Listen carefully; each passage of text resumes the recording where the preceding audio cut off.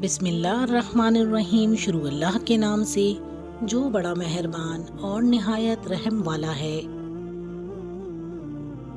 چاہے کتنی بھی کوشش کر لو، کچھ لوگ آپ کے جذبات کبھی سمجھ نہیں سکتے۔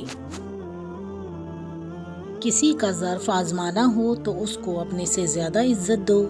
اگر اعلیٰ ظرف ہوگا تو وہ تمہیں عزت دے گا، اور اگر کم ظرف ہوا تو خود کو اعلیٰ ظرف سمجھے گا۔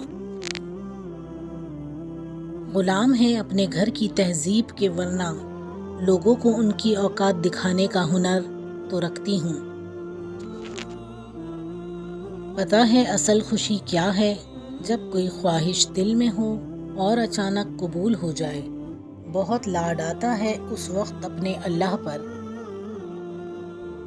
تکلیف میں ہمیشہ صبر سے کام لیا کرو، کیونکہ سونے کو آگ سے آزمایا جاتا ہے اور مومن کو تکلیف سے۔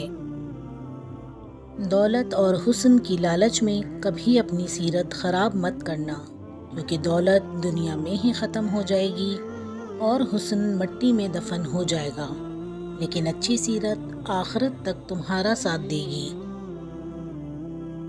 شیشہ کمزور تو ہوتا ہے مگر سچ دکھانے سے گھبراتا نہیں ہے۔ دوست کے ساتھ اس نمک کی طرح رہو جو کھانے میں دکھائی نہیں دیتا، لیکن اگر نہ ہو تو اس کی کمی بہت محسوس ہوتی ہے۔ اللہ تعالیٰ رزق کی طرح اچھے اخلاق کی بھی تقسیم فرماتا ہے۔ رزق سب کو دیتا ہے، لیکن اخلاق حسنہ اپنے پسندیدہ بندوں کو دیتا ہے۔ انسان جب زندگی کے امتحانوں سے گزر کر پتھر ہو جاتا ہے تو کوئی دل دکھا بھی دے تو برا نہیں لگتا۔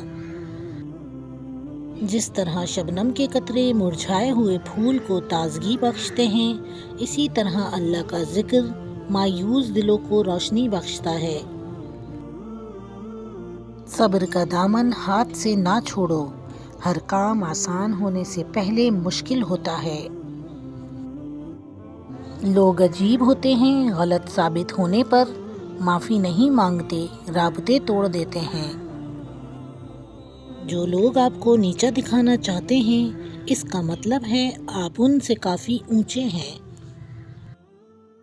ہم لوگ نیک بننا نہیں، صرف نیک دکھنا اور نیک کہلانا چاہتے ہیں، اور یہ منافقت کا سب سے اعلیٰ درجہ ہے۔ پیارے دوستو، انمول موتی 99 کو لائک، شیئر اور سبسکرائب کریں۔ اللہ حافظ۔